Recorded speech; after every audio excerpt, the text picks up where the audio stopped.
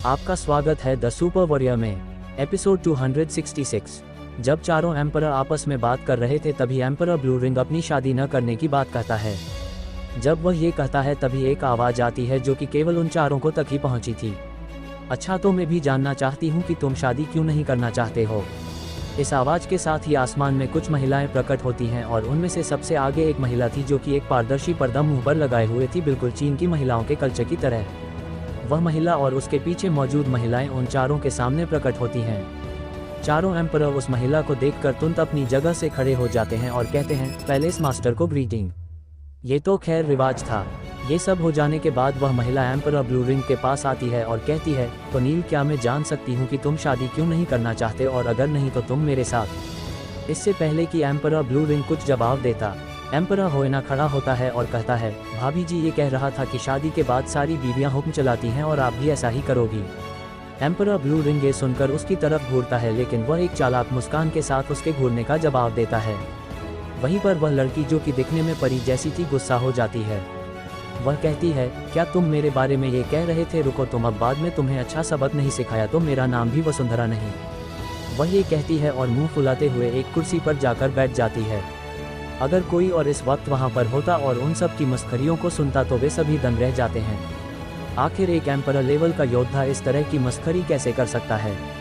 लेकिन एम्परर क्या इंसान नहीं होते? वैसे भी ये चारों तो उस वक्त से दोस्त हैं जब चारों के चारों ग्रांड मास्टर लेवल पर थे और उन्हें नील और वसुंधरा की केमिस्ट्री के बारे में अच्छी तरह पता है। वहीं नील वसुंधरा को समझाने की कोशिश करते हुए कहता है, वसु, ये तीनों मुझे फंसा रहे हैं। आखिर मैं अपनी वसु से अलग रहने की सोच भी कैसे सकता हूँ? बस वो भला तुम्हें क्यों फंसाएंगे? वैसे तुम पिछले 2 महीने से मेरे पास घूमने के लिए भी नहीं आए हो।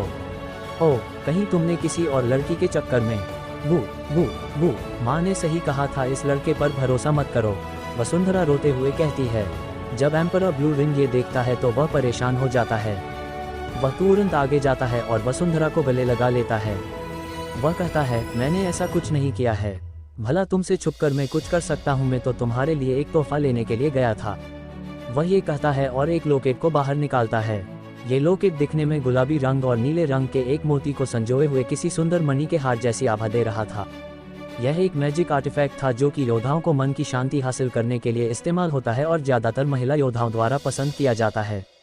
जब वसुंधरा उस हार को देखती है तो वह अचानक से खुश हो जाती है, लेकिन वह अपनी खुशी को दबाती हुई कहती है, ठीक है, तो अब मैं तुम्हारी सिंसियरिटी को देख सकती हूँ, इसलिए तुम्हें माफ़ किया।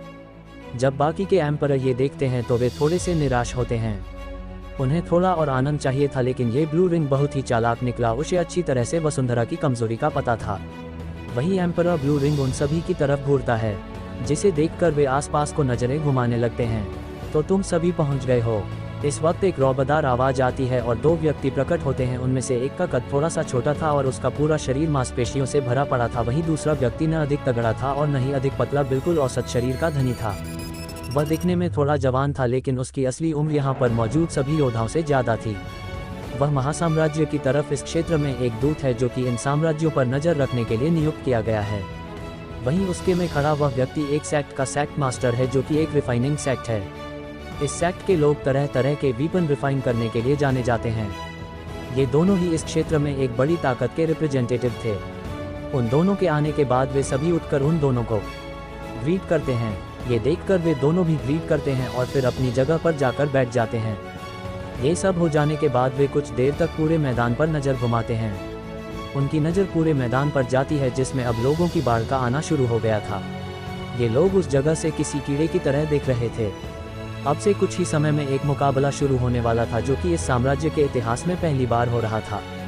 ये मुकाबला किंग लेवल के योद्धाओं के बीच होने वाला था जो कि एक किसी भी साम्राज्य में एक रैंक 1 का कर्मचारी बन सकता है। लेकिन यहाँ पर उन सभी योद्धाओं के बीच मुकाबला होने जा रहा है जो कि एक बहुत ही बड़ी घटना है। और इस मुकाबले में न सिर्फ उनके साम्राज्य के योद्धा आपस में भिड़ रहे हैं, बल्कि पास के साम्राज्यों और कुछ ताकतवर सेक्ट्स के योद्धा भी आपस में भिड़ रहे हैं। इन सभी में से हर एक पूरे क्षेत्र का लॉर्ड बन सकता है।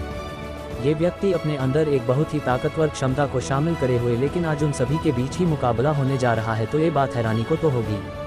जय और बाकी सभी भी उन नए मेहमानों के आगमन महसूस कर लेते हैं और वैशाली उसे सारी जानकारी देती है। इस जानकारी को लेने के साथ ही जय बाबा की मदद से और भी जानकारी इकट्ठा करता है और वह पाता है कि वह तीनों साम्राज्य एक बहुत ही बड़े साम्राज्य के अधीन आते हैं जो कि महासाम्राज्य कहलाता है।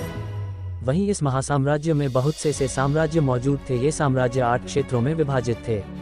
इन क्षेत्रों में से डेमनिक क्षेत्र सबसे पिछड़ा क्षेत्र है, लेकिन यहाँ पर कई औषधियाँ और अन्य चीजें मिल जाने के कारण ये एल्केमिस्ट एसोसिएशन के एल्केमिस्ट यहाँ पर अक्सर आया करते हैं। बाकी की ताकतों को यहाँ पर उतनी रुचि नहीं, लेकिन हाल ही में हुई उस खोज ने उनका इंटरेस्ट बढ़ा दिया था।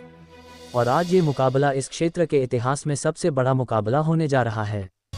वह दूत एक आदमी की तरफ इशारा करता है और अपनी कुर्सी पर जाकर बैठ जाता है। वहीं जिस आदमी की तरफ उसने इशारा किया था वह अपनी जगह से गायब होता है और उस पूरे मैदान के ऊपर प्रकट होता है। इसके साथ ही वह वहां पर मौजूद सभी स्क्रीन में प्रकट होता है।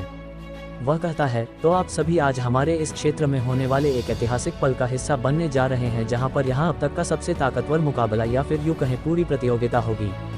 तो मेरा आग्रह है कि आप जल्दी ही अपनी जगह ग्रहण करें और इस ऐतिहासिक पल में किसी भी देरी को न होने दें। वह ये कहता है और कुछ देर के लिए इंतजार करता है। यह आवाज़ जो उस आदमी की मुंह से निकली थी केवल इस मैदान में ही नहीं बल्कि पूरे सूर्यगढ़ और बाकी की मुख्य सिटीज में गूंजी थी, जो कि वहां की उस बड़ी सी स्क्रीन पर थी। वह आदमी कुछ देर तक इंतजार करता है और देखता है कि सभी लोग अपनी जगह ले चुके हैं और कुछ लोग थोड़ी देर में अपनी जगह पर होंगे। ये देखकर वह अपना सर हिलाता है और कहता है, तो आप सभी आज इस जगह पर हमारे साम्राज्य के होनहार योद्धाओं के मुकाबलों का हिस्सा बनने जा रहे हैं, जिसमें आप अपने पसंदीदा योद्धा को सपोर्ट कर सकते हैं। ये मुकाबले 6 चरणों में होंगे, जो कि अगले 6 दिन तक चलेंगे। पहले चरण में हमारे पास मौजूद 600 योद्धाओं में से 100 योद्धाओं को चुना जाएगा। दूसरे चरण में वे 100 योद्धा आपस में मुकाबला करेंगे और अगले चरण के लिए 40 योद्धा निकलेंगे। तीसरे चरण में केवल 20 योद्धा ही निकलेंगे। उसके अगले चरण तक यानी कि छठे चरण तक केवल 5 योद्धा पहुंचेंगे और अंत में केवल 5 योद्धा ही उस जादुई चीज को हासिल कर सकेंगे, जो कि एक एम्परर बनने में मददगार होता है। वहीं उससे पहले शीर्ष 3 योद्धाओं को रिफाइनिंग सेट से आपका मनपसंद हथियार चुनने या फिर आपके पास सामान है तो एक नया हथियार बनवाने का मौका मिलेगा। तो आगे क्या होगा जाने के लिए सुनते रहेगा the super warrior only on listener YouTube channel पर। आपका स्वागत है द सुपर वॉरियर में एपिसोड 267। अभी तक हमने पढ़ा कि वह ग्रांड कॉम्पिटिशन अब शुरू कर दिया गया था। तो इस अध्याय की शुरुआत उसी दृश्य से होती है जहां पर आसमान में मौजूद वह बूढ़ा आदमी जो कि इस पूरे मुकाबले की मेजबानी करने वाला था कहता है, तो सभी दर्शकों अब कुछ ही समय में यह मुकाबला शुरू होने जा रहा है। कृपया अपनी कुर्सियों पर सही से तशरीफ रख लें क्योंकि ये मुकाबला नहीं है बच्चों का, इसमें दम निकल जाता है अच्छों का। प्रतियोगियों को बुलाने से पहले कुछ जरूरी बातें। आपको अपनी सुरक्षा की चिंता करने की जरूरत नहीं है क्योंकि आप सबके आगे एक सुरक्षा कवच लगा हुआ है जो कि खतरनाक हमलों और तरंगों को आप तक पहुंचने से रोकेगा। लेकिन जैसा कि मैंने कहा, ये बच्चों का मुकाबला नहीं बल्कि किंग लेवल के योद्धाओं का मुकाबला है, इसलिए उनके हमलों का प्रभाव जैसे कि तेज हवाएं और सामान्य तूफानी तरंगें आप तक पहुंचेंगी क्योंकि उन्हें वह कवच नहीं रोक सकता। इसलिए सभी कसे हुए कपड़े और कसी हुई तशरीफ के साथ ही बैठें। उषा की बात सुनकर मैदान में एक हंसी की लहर और तशरीफों की कुर्सी के साथ रगड़न की आवाज पूरे मैदान में गूंज जाती है। वह बूढ़ा व्यक्ति कुछ देर तक रुकता है और फिर कहता है, चलो तो अब आपकी तशरीफ की व्यवस्था हो गई हो तो हमारे प्रतियोगियों को बुलाया जाए। उसके ऐसा कहते ही प्रतियोगियों वाले इलाके से बहुत से ऊर्जा के स्तंभ बनते हैं और उस चौड़े से मैदान में बहुत सी आकृतियां प्रकट होती हैं जो कि सभी प्रतिभागी थे। कोई अधिक मांसपेशियों से भरा हुआ, कोई दुबला पतला, कोई बहुत ही सुंदर तो कोई बहुत ही भयानक। इस तरह के करीब 1000 से ज्यादा व्यक्ति उस मैदान में इकट्ठा हो जाते हैं। इस वक्त एक ठंडी हवा का झोंका चलता है और एक बर्फ की पंखुड़ियों की लहर फैल जाती है जिससे आसपास का तापमान गिर जाता है। आसपास दर्शकों में बैठ योद्धा ठंड से थोड़ा सिकुड़ जाते हैं। वहीं आसमान में एक बर्फ के बड़े से गुलाब के ऊपर एक लड़की प्रकट होती है। ये लड़की परियों की तरह सुंदर थी। उसके चेहरे पर कोई भी भाव नहीं थे, मानो उसे कोई भी फर्क नहीं पड़ता हो किसी भी चीज से बर्फ की तरह। वह आराम से नीचे आती है और अपनी एक जगह ले लेती है। वह जिस जगह पर खड़ी होती है उसके आसपास के लोग अपने आप उससे दूर हो जाते हैं। जब वह नीचे आ जाती है तब जाकर आसपास का वातावरण वापस से सामान्य होता है। अरे वह लड़की कौन थी? इस वक्त दर्शकों में बैठे एक से रहा नहीं जाता, वह पूछता है। उसका सवाल सुनकर आसपास के लोग उसे अजीब नजरों से देखते हैं, मानो वे किसी मूर्ख को देख रहे हैं। तुम्हें उस लड़की के बारे में नहीं पता क्या? तुम सच में इसी दुनिया के? लेकिन एक व्यक्ति को उस पर रहम आ जाता है और वह कहता है, वह लड़की चक्रवर्ती महासाम्राज्य की छोटी जनरेशन के किंग्स की स्वर्णिम लिस्ट में 7वें स्थान पर है। उसके पीछे एक पूरा सेक्ट है जो कि बर्फीली घाटी में स्थित है और आइस एम्परर द्वारा रेगुलेटेड है। और इसके अलावा मैंने सुना है कि हमारी प्रिंसेस डेमनेस उस लिस्ट में 5 स्थान पर है, 2 तरह की मार्शल सॉल के साथ जो कि आइस और थंडर के गुणों से जुड़ी हैं। लेकिन दोनों में से आइस प्रॉपर्टी पीछे है, इस कारण वे अभी 5वें स्थान पर हैं। वहीं पर मैंने ये भी सुना है कि इस मुकाबले में 6ठे स्थान, 3रे स्थान के योद्धा भी शामिल हो रहे हैं। ये सुनकर वह लड़का चौंक जाता है और फिर उसकी आंखों में चमक आ जाती है। वह कहता है, मेरे बड़े भाई तुम्हें तो बहुत ही जानकारी है। हाँ और नहीं तो क्या, मैं इस आइस प्रिंसेस मायरा का सबसे बड़ा फैन हूँ और इसी कारण मैं इन सब चीज़ों को रोजाना पढ़ता रहता हूँ। वह लड़का थोड़ा घमंड जताते हुए कहता है। लेकिन उषा की बात सुनकर तो उस दूसरे लड़के की चमक और भी बढ़ जाती है। वह कहता है, तो फिर बड़े भाई क्या तुम मुझे उन अन्य योद्धाओं के बारे में बता सकती हो? इस दुनिया में हर चीज़ की कीमत होती है अगर तुम। वह लड़का अपने हाथों को रगड़ते हुए कहता है। उसकी आंखों में लालच साफ दिख रहा था। वह लड़का जब ये कहता है तो वह मजबूरी में अपनी जेब से कुछ सोने के सिक्के निकालता है और कहता है, ठीक है मेरे पास यही है। वह लड़का उन सिक्कों को जल्दी सी हबूटता है और हंसते हुए कहता है, चिंता मत करो भाई, तुम्हारे ये पैसे बर्बाद नहीं जाने वाले और तुम बिल्कुल भी नहीं पछताओगे पूरे मुकाबले में।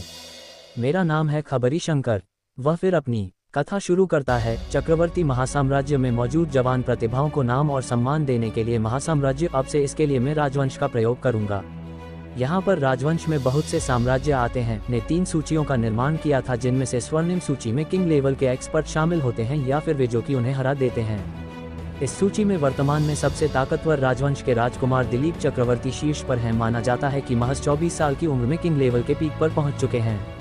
उनकी ताकत को लेकिन एक एम्परर तक नहीं संभाल पाता है, लेकिन वे इस प्रतियोगिता में हिस्सा नहीं ले रहे हैं, जो कि सभी के लिए खुशी की बात है। दूसरे स्थान पर एक यंग आइस एम्परर के नाम से जाना जाने वाला लड़का है जिसका बैकग्राउंड किसी को नहीं पता और उसे दिलीप चक्रवर्ती तक की टक्कर का माना जाता है। ऐसा सुना गया था कि उस लड़के ने आइस एम्परर से टक्कर ली थी जो कि एम्परर्स की लिस्ट में 3 स्थान के योद्धा हैं और उसने उन्हें उनकी ही आइस तकनीकों में मात दी थी।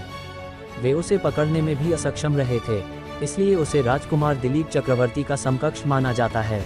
उन दोनों का अभी तक मुकाबला तो नहीं हुआ है, तो ये बस एक परिकल्पना है, लेकिन उन दोनों शीर्ष पर मौजूद योद्धाओं के आगे बाकी की लिस्ट में मौजूद योद्धा बच्चे की तरह हैं, इसलिए यहाँ पर शुक्र मनाओ कि उन दोनों ने इस मुकाबले में हिस्सा नहीं लिया, वरना दोनों ही आपस में प्रतिद्वंदी होते, न कि इन लोगों के।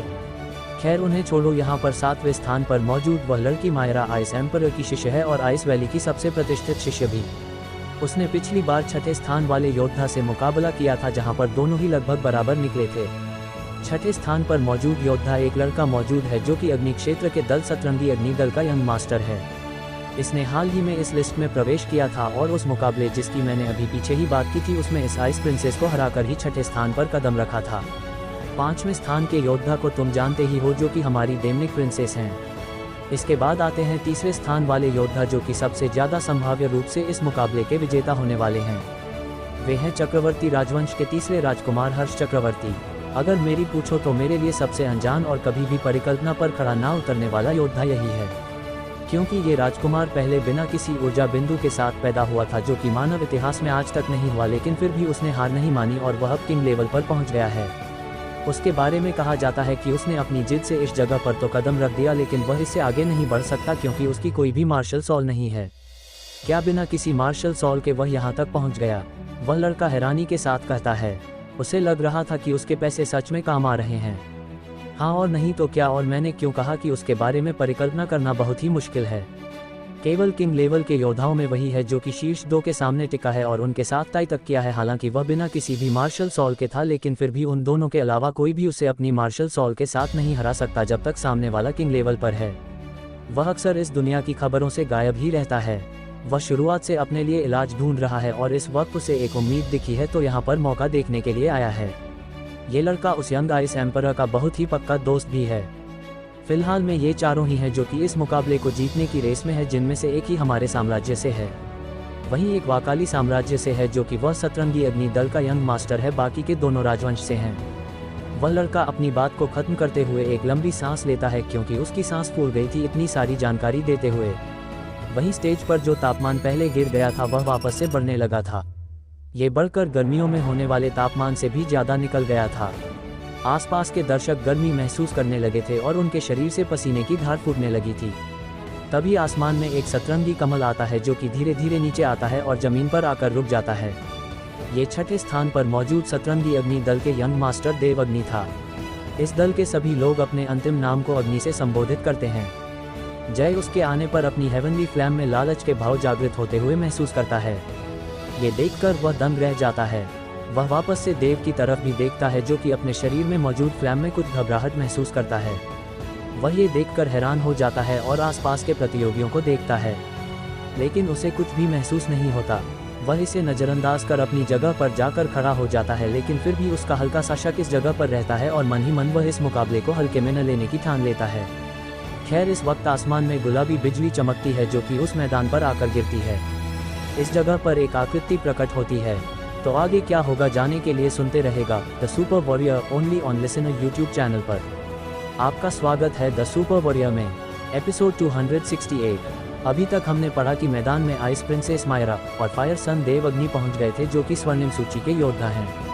उन्हें देखकर वहां पर मौजूद बाकी के योद्धाओं में हल्की सी निराशा तो फैली थी, लेकिन फिर उनमें से हर एक को उस आखिरी स्थान को पाने की उम्मीद थी जो कि उन सभी से बचेगा। लेकिन इन सब के बीच एक लड़का भी मौजूद था जिसकी उम्र 25 से 26 साल ही होगी। वह बहुत ही शांत दिख रहा था, मानो उन स्वर्णिम सूची के योद्धाओं से उन्हें कोई भी फर्क नहीं पड़ रहा हो। इस वक्त आसमान में गुलाबी रंग की बिजली कड़कने लगती है और एक बिजली मैदान पर गिरती है और उस जगह पर एक सुंदर सी आकृति प्रकट हो जाती है जो कि हाथ में एक चाबुक को पकड़े हुए थे। जय जब उस लड़की को देखता है तो वह अपने पास में देखता है तो पाता है कि वैशाली उसके पास से चली गई है। वह बाबा द्वारा दी गई जानकारी में बहुत ही खो गया था, जिस वजह से आसपास उसका ध्यान नहीं गया। जब सभी योद्धा मैदान पर आ रहे थे तब लोकेश की नज़र एक पल के लिए भी उन सबसे नहीं हटी थी। वह पहले एक कमांडर था, आप इसी बात से अंदाजा लगा सकते हैं कि वह नए नए ताकतवर और मजबूत दुश्मनों से लड़ने का लती हो चुका था, लेकिन उसने अपनी जिंदगी में उम्मीद नहीं थी कि भविष्य में वह ऐसे किसी समारोह का हिस्सा बनेगा। उसकी आंखों में जय के लिए कृतज्ञता का भाव भरा हुआ था। वह उन स्वर्णिम सूची के योद्धाओं को देखकर घबराया हुआ नहीं बल्कि उत्साहित था, क्योंकि उसे उन ताकतवर योद्धाओं से हमेशा से फाइट करनी थी। आज उसके सामने वह मौका था। जय उसकी तरफ देखकर अपना सर हिलाता है। वह पूछता है, मैं पूछना भूल गया, लेकिन तुम्हारी सॉल का मूल क्या है? मूल यह एक तरह की खास शक्ति होती है जो कि किसी मार्शल सॉल से जुड़ी हुई होती है, जैसे कि प्रिंसेस की थंडर और बर्फ, आइस प्रिंसेस की बर्फ। जब लोकेश ये सुनता है तो वह भी इस पर ध्यान देता है और पाता है कि उसकी सॉल का मूल पृथ्वी की ऊर्जा थी, जो कि एक बहुत ही दुर्लभ ऊर्जा में से एक है। अक्सर जिस योद्धा के पास पृथ्वी की मूल ऊर्जा होती है वे स्वर्गीय मूल ऊर्जा को जल्दी समझकर एक ताकतवर एम्परर बन सकते हैं। खैर, लोकेश जय को अपनी मूल ऊर्जा के बारे में बताता, जिसे सुनकर जय अपनी यादाश्त में घूमता है और एक तकनीक को पाता है। वह अपनी उंगली को लोकेश के सर के बीच में रखता है। वह अपनी दिव्य इंद्री की मदद से लोकेश के मन में एक तकनीक को भेजता है। ये तकनीक एक स्पीयर तकनीक थी जो कि पृथ्वी ऊर्जा के साथ काम करती है। चूंकि लोकेश के पास पृथ्वी की मूल ऊर्जा थी तो उसके लिए वह तकनीक पूरी तरह से सही थी। लोकेश जब उस तकनीक को ठीक से समझता है तो वह पाता है कि वह तकनीक एक एम्परर लेवल की तकनीक है। आपको बता दूं कि पूरे चक्रवर्ती साम्राज्य में मिलाकर 200 से ज़्यादा एम्परर लेवल की तकनीक नहीं है। अगर आपको ये ज़्यादा लग रही है तो आप पहले चक्रवर्ती साम्राज्य का क्षेत्रफल सुन ले हैं, जो कि पूरे एशिया, यूरोप, अमेरिका और उत्तरी अमेरिका को मिलाकर, जिसमें से आधे अफ्रीका जितने क्षेत्रफल पर अलग से एक कैपिटल सिटी चक्रवर्ती राज्य बसा है जहां पर राजवंश का रॉयल पैलेस है। अब आप सोचकर बताएं कि इतने बड़े क्षेत्र के पास केवल 200 एम्परर लेवल की तकनीकें। वह तुरंत अपने घुटनों पर आ जाता है और जय को ग्रीट करता है। जय उसे शांत रहने के बोलता है और कहता है, इस तकनीक को इस मुकाबले की मदद से अभ्यास करो, ये तुम्हें हेवन एनर्जी को समझने में मदद करेगी और अगर तुम्हें सही से अभ्यास करोगे तो तुम एम्परर बनने से पहले ही हेवन एनर्जी को समझ जाओगे। जब लोकेश ये सुनता है तो वह दंग रह जाता है। उसे लगता था कि हेवन ऊर्जा को केवल एम्परर लेवल पर ही महसूस किया जा सकता है, लेकिन इस तकनीक की मदद से वह ऐसा पहले ही कर सकता है। इस तरह की तकनीकें केवल एक या दो ही हैं पूरे राजवंश में जो कि रॉयल फैमिली के काबू में हैं। खैर, जय उसे अब आगे जाने का इशारा कर देता है। वहीं पर मैदान में प्रिंसेस अपने ढंग से आने के बाद जय की तरफ देखती हैं और फिर अपनी जगह पर जाकर खड़ी हो जाती है। वह इस प्रिंसेस को हेलो करती है जो कि उसकी सहेली थी। बदले में आइस प्रिंसेस भी एक मुस्कान के साथ हेलो करती है। वहीं पर देवअग्नि दोनों से बात करने की कोशिश करता है, लेकिन दोनों ही लड़कियां उसे पूरी तरह नज़रअंदाज कर देती हैं, जिससे वह कुछ नहीं बस मुंह फुलाए रह जाता है।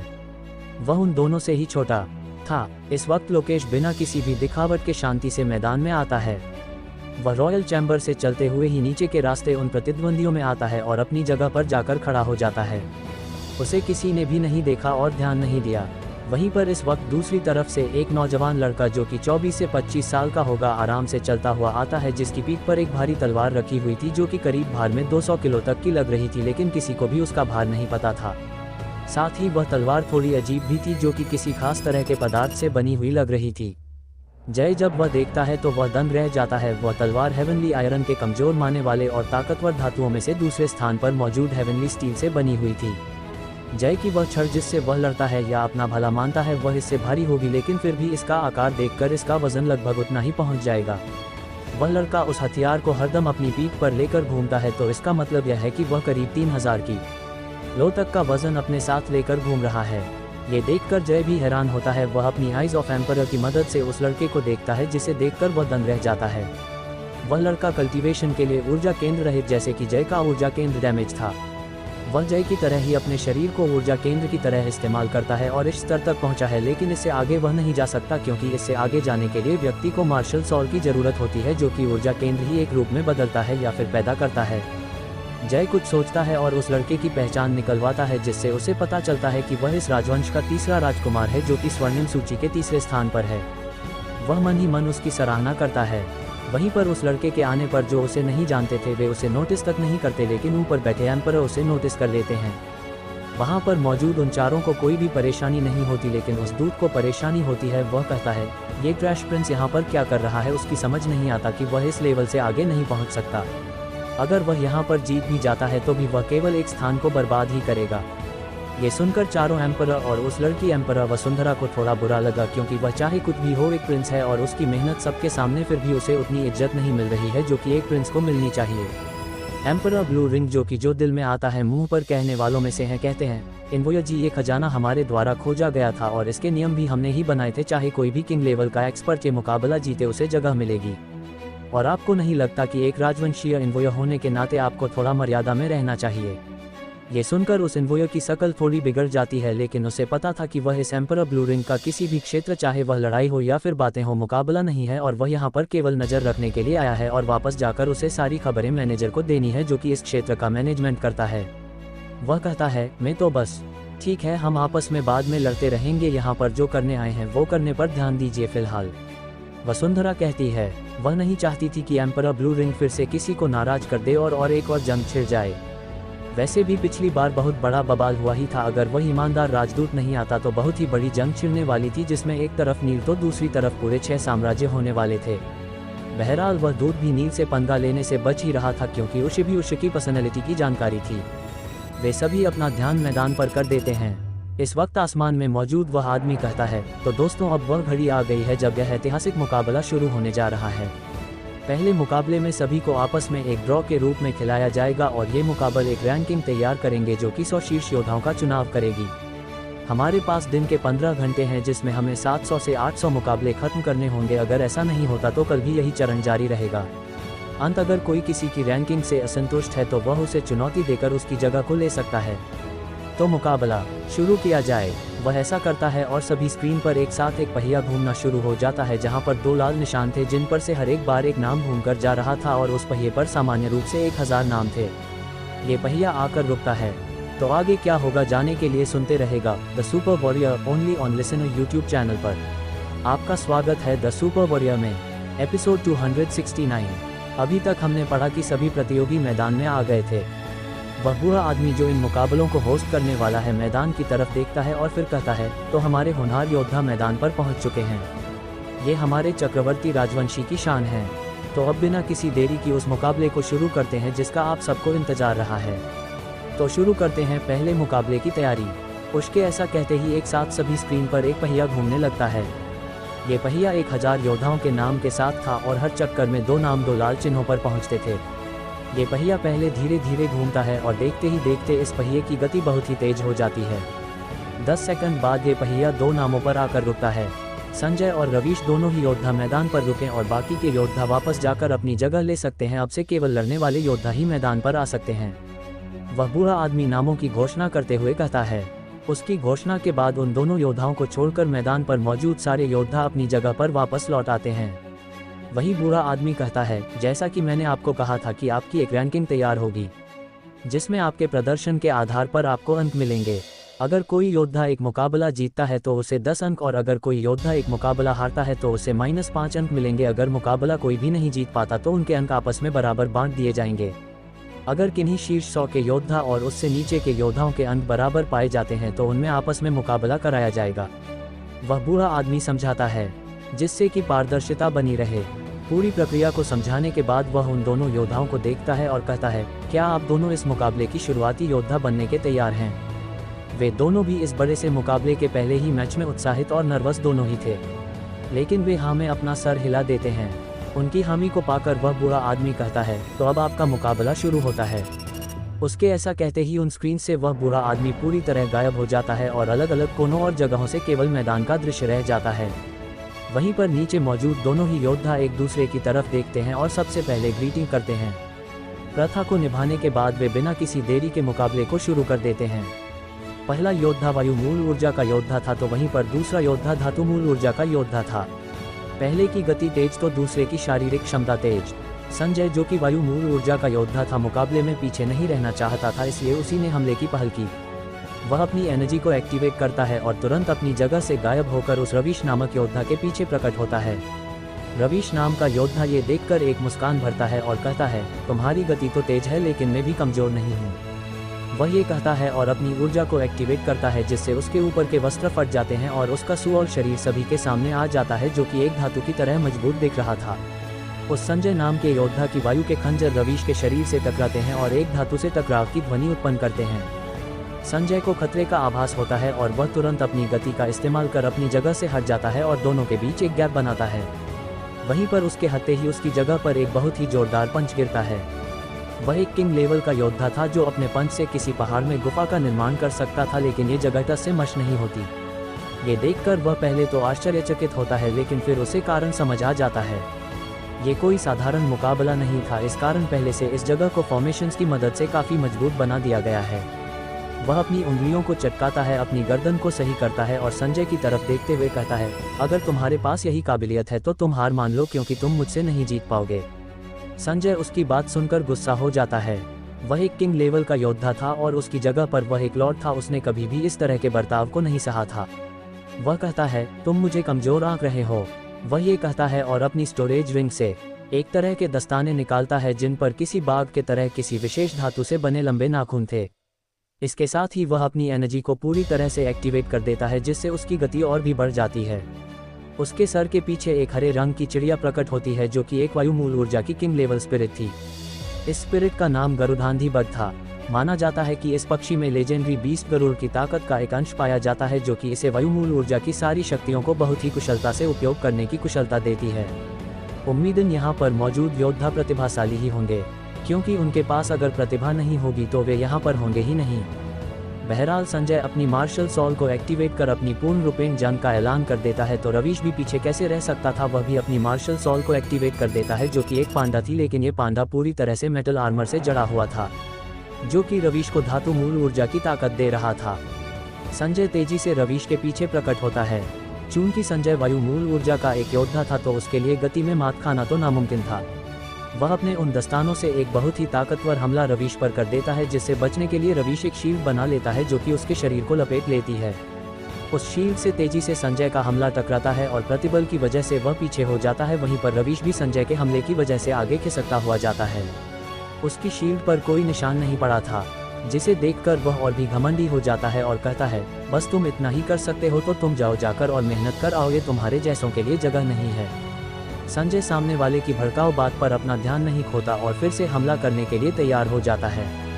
वहीं जय जहां पर बैठा था वहां पर अब प्रिंसेस भी वापस आ गई थी। वह जय से पूछती है, तुम्हें क्या लगता है कौन जीतेगा? जय ये सुनता है और उसके चेहरे पर एक मुस्कान आ जाती है। वह कहता है, दोनों की ताकतें और कमजोरी एक दूसरे को भरती हैं, जिस वजह से ये मुकाबला वैसे तो टाई होना चाहिए, लेकिन अब ये मुझे संजय की जीत की तरफ बढ़ता हुआ दिख रहा है। और वो क्यों? मुझे तो रवीश का शरीर ज़्यादा मजबूत लग रहा है। अगर संजय की गति ज़्यादा भी है तो वह ज़्यादा कुछ नहीं कर पाएगा, उसे अपनी ताकत का फ़ायदा ही नहीं मिल पाएगा। वैशाली थोड़ी हैरान होते हुए कहती है। ये सुनकर जय मुस्कुरा देता है, वहीं पर लोकेश भी मुस्कुरा देता है। ये लड़की अभी किंग लेवल जितना अनुभव हासिल नहीं कर पाई है।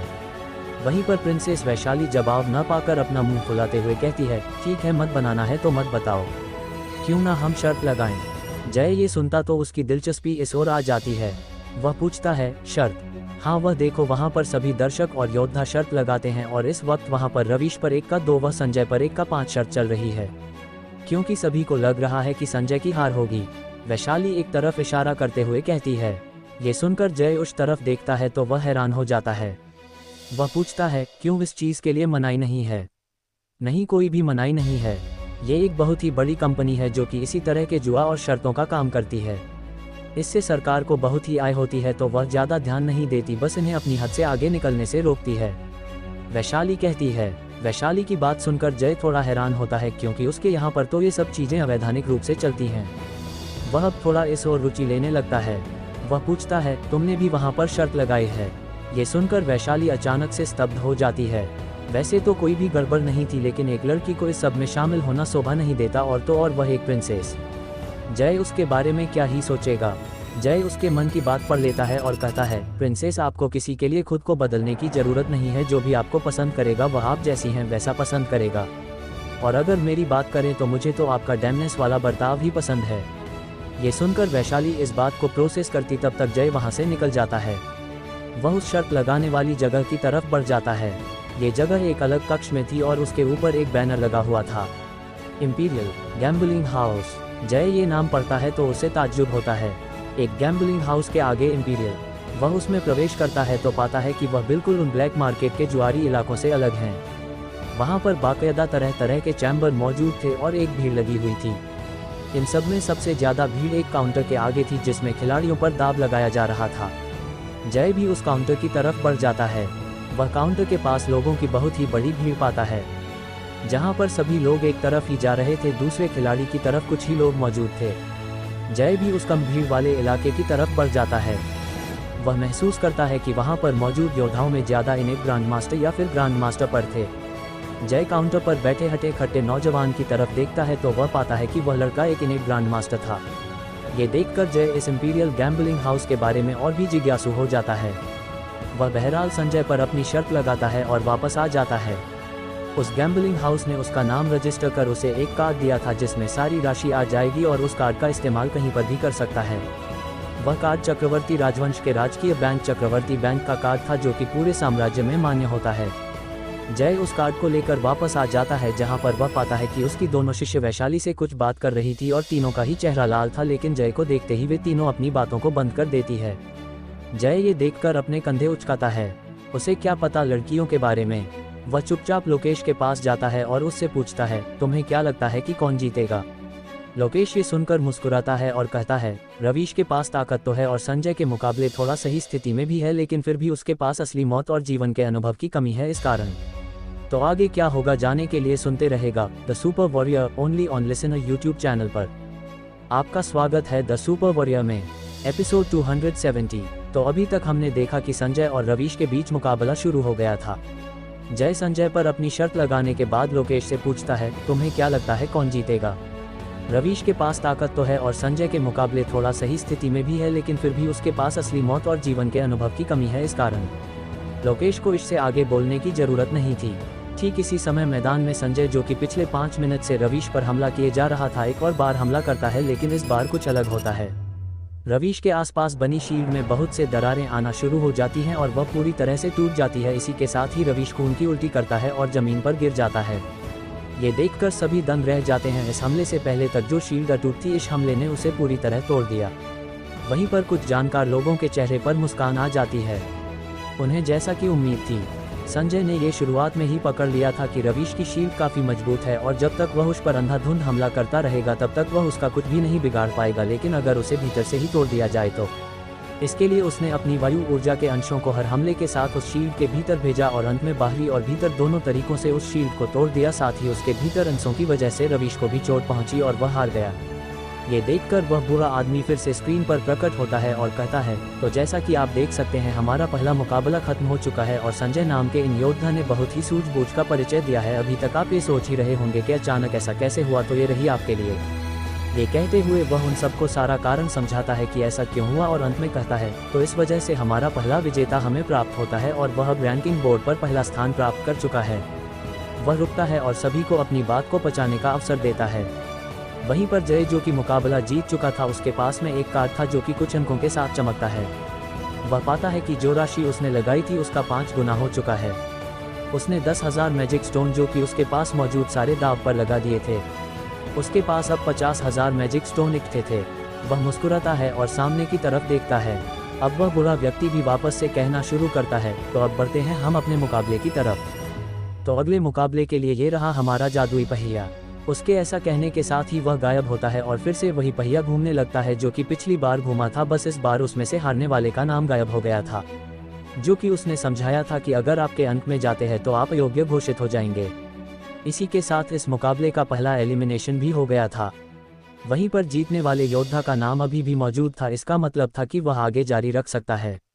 वह पहिया 10 सेकंड बाद रुकता है और इस बार 2 नाम प्रकट होते हैं, देवअग्नि और रोहित शंकर। इन नामों को जब आसपास के योद्धा देखते हैं तो वे दंग रह जाते हैं। उन्हें उम्मीद नहीं थी कि देवअग्नि का मुकाबला इतनी जल्दी आ जाएगा। वे सभी उन मुकाबलों की उम्मीद बाद में कर रहे थे, लेकिन अब जो हुआ सो हुआ। वहीं पर रोहित शंकर नाम का वह योद्धा भी हताश हो गया था। वह बस मैदान में आ गया था, हार तो वह पहले ही मान चुका था। वह बस दिखावे की कोशिश करने आया था। वहीं पर वह बुरा आदमी कहता है, दोनों प्रतियोगी मैदान में हाजिर हों। ये सुनकर वह आदमी रोहित और देव दोनों ही मैदान में आ जाते हैं। देव और वैशाली की उम्र लगभग एक जितनी थी और वहां पर मौजूद सभी योद्धाओं में वे दोनों सबसे कम उम्र के योद्धा थे। देव महज 21 साल का था, यानी कि जय से केवल 2 साल बड़ा, और वह किंग लेवल का एक्सपर्ट था। जय भी उसकी प्रतिभा की सराहना करता है। हालांकि आपको ये बात भी ध्यान में रखनी चाहिए कि जय के पास तो 15 साल तक कोई उपाय भी नहीं था। वह यहाँ की प्रिंस हर्ष की तरह भी कल्टीवेट नहीं कर सकता था, क्योंकि उसके पास ऊर्जा केंद्र था, लेकिन क्षरित वह तो गॉडफादर थे जिन्होंने उसकी मदद की और वह कल्टीवेशन के लायक बन पाया। उसने जिस स्तर को हासिल किया है वह केवल 3 सालों में किया है, और 3 साल में ये स्तर हासिल करना। बहरहाल मैदान में देवअग्नि अपने सामने वाले योद्धा को ग्रीट करता है और कहता है, भाई मैं तुमसे अच्छी फाइट की उम्मीद करता हूँ और मन के हारे हार होती है, मेरे पिताजी कहते हैं। देव की बात सुनकर वह आदमी पहले तो थोड़ा हैरान होता है, लेकिन फिर उसे समझ आता है कि वह क्या समझाने की कोशिश कर रहा है। वह तुरंत उत्साहित होता है और जो हार वह माने बैठा था वह पूरी तरह से गायब हो जाती है। वह कहता है, धन्यवाद यंग मास्टर, मैं आपका आभारी हूँ और पूरी कोशिश करूँगा कि आप निराश न हों। जय इस मुकाबले पर शर्त नहीं लगाता और वह गैम्बलिंग हाउस शर्त को खोलता भी नहीं है, क्योंकि यहाँ पर विजेता साफ था। वहीं पर मैदान में मौजूद वह योद्धा अपनी तलवार को निकाल लेता है, जो कि एक हरी रंग की ऊर्जा के साथ चमक रही थी। साथ ही उसके सर के पीछे भी एक तलवार प्रकट हो जाती है जो कि हरी थी। ये देखकर देव थोड़ा हैरान होता है और कहता है, स्वॉर्ड मार्शल सॉल, सच में इस तरह की मार्शल सॉल बहुत ही दुर्लभ होती है और तुमने स्वॉर्ड प्रैक्टिस भी की है, इसका मतलब तुम एक तलवारबाजी के अव्वल योद्धा हो। मैं हमेशा से ही तलवारबाजों और भला चालकों से लड़ना चाहता था। सामने वाला व्यक्ति इस बात पर ज्यादा रिएक्ट नहीं करता। वैसे भी वह देव का शुक्रगुजार था कि उसने उसे मार्ग भटकने से अनजाने में ही सही बचा लिया। जब उसने पहली बार तलवार उठाई थी तो उसने तय किया था कि वह कभी भी हार नहीं मानेगा, लेकिन अभी वह वही लगभग कर चुका था। वह अपनी तलवार घुमाता है और कहता है, तैयार हो जाए यंग मास्टर।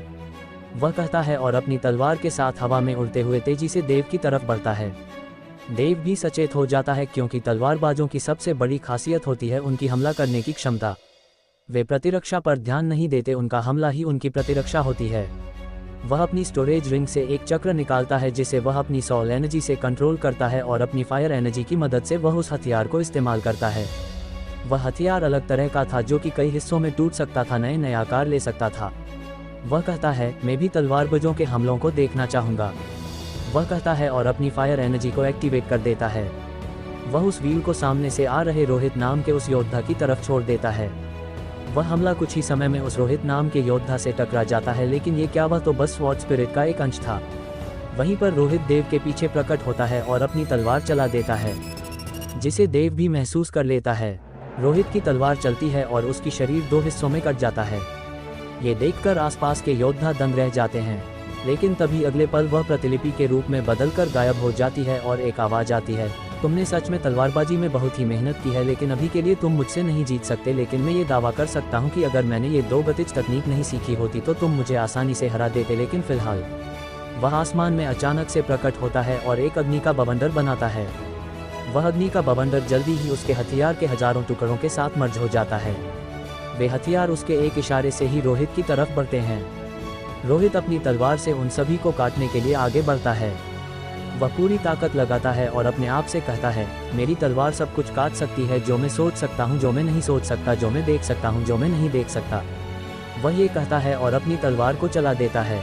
वहीं पर उन हथियारों के लगने की वजह से वह छाती, हाथ, पैर और पेट पर जख्म खा चुका था।